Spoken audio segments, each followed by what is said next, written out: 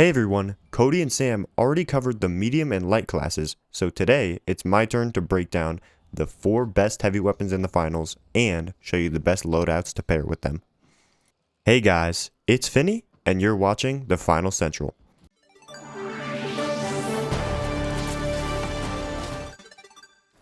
Before we dive in, just a quick heads up. Our Discord server just passed 130 members. If you want early notifications for uploads, join our watch parties, find teammates, or just hang out and chat, click the link down below. We'd love to have you. Now, onto the list. The first weapon, and still the undisputed king of the heavy class since Season 1, is the SA-1216. This beast is a shotgun with a 16-round drum mag split into 4 chambers. Every 4 shots, you need to rotate to the next section, which adds a bit of rhythm to how you play. Stats wise, this thing hits hard, with a max damage of 72 damage per shot, a fire rate of 190 RPM, and a damage per mag of 1152 total, or 288 per chamber. It is everywhere right now, and for good reason. It melts enemies up close with insane burst potential. That's why the SA-1216 pairs perfectly with the mesh shield. You can pop 4 shots, throw up your shield, protect your team, then drop it and repeat. It's a deadly mix of damage and utility. You can still run it with something like Winch Claw, but just keep in mind you'll lose that extra team protection, and you'll need to play smarter with your positioning. Personally, I love a damage heavy loadout that still offers team support, so I run Mesh Shield, RPG, Dome Shield, and C4. This lets me add even more burst damage with the RPG and use C4 for cracking open new paths or softening up teams. Drawbacks? The biggest one is range, but it's not as bad as people think. Stay indoors, force close range fights, and let your teammates cover long range angles. The second issue is that barrel rotation. Every 4 shots, you need to swap, but if you keep track of your ammo and plan your fights, it's manageable. Typically, if I have just 1 shot left and see a fight coming, I fire it off and let it swap barrels early so I don't get caught mid-swap. Overall, the SA-1216 is a close range monster. It's all about burst power and tight coordination, ideal for players who thrive in chaotic, up-close brawls. Next up on the list, the underrated but incredibly fun Shack 50, one of my personal favorites. It's a fully auto carbine with a 20-round mag, but here's the twist. Each shot fires 2 bullets, so technically you're getting 40 bullets. But that also means you're burning through your mag fast, and the shots spread over distance. For the stats, we have a body damage of 30, a headshot damage of 45, a fire rate of 420 RPM, and a max damage per mag of 600. While not as popular as the SA-1216, players like Apo and Jinko absolutely destroy with the Shack. It's got a faster time to kill, better range, and can absolutely shred enemies if you stay accurate. The best combo? I've found it works great with the Winch Claw. Pull enemies in, then unload. It helps negate the spread issue and keeps the pressure up. The Mesh Shield doesn't really pair as well here. Since you only have 20 shots, switching to the shield mid-fight often leaves you without ammo. With the SA-1216, you can swap every 4 shots. That's not the case here. The gadgets I typically use with the Shack are Lockbolt or RPG, Dome Shield, and C4 or Barricade depending on the map. If I'm on an indoor map, I keep the loadout. If it's a more open map, I'll swap C4 or Lockbolt for Barricades for extra protection at range. For the drawbacks, that mag size catches up with you fast.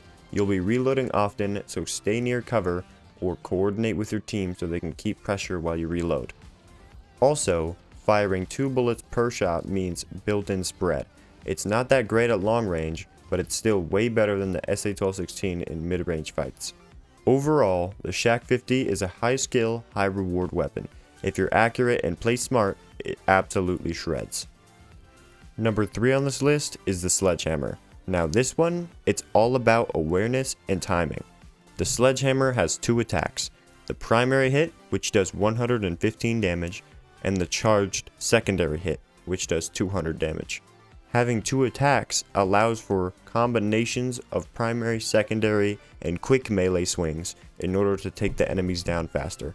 But the combinations you will need to do vary from whether you're fighting a light, a medium, or a heavy. It is not as popular as it was at the start of Season 6, but on the right maps and with good coordination, it is still deadly. What's the best combination? Winch Claw, no doubt. It pulls enemies in close exactly where you want them. The mesh shield just slows you down, which isn't ideal for a melee loadout. My go-to setup? The Lockbolt, Dome Shield, and Barricade. I skipped C4 because the Sledgehammer can destroy as much as the C4 can. Same reason I skipped Charge and Slam, the hammer does the job. For the drawbacks, it's a melee, so you need to be in your opponent's face. Plus, every swing has a charge time, so you gotta time your hits carefully. But you can also use it to smash through walls, giving you creative entry points or escape routes. Overall, the Sledgehammer rewards players who are bold but calculated. Get in, hit hard, and break out before they know what happened. Last but not least on the list, the M134 Minigun. This beast has a 250 round drum mag and spins up before it fires, so you have to pre-charge before engagement. For the stats, this thing rips, with a fire rate of 1500, along with a body damage of 11, headshot damage of 14, and a maximum damage per mag of 1400. Popularized by Busy OW, it had a huge moment in the meta, though the SA-1216 has started to outshine it lately.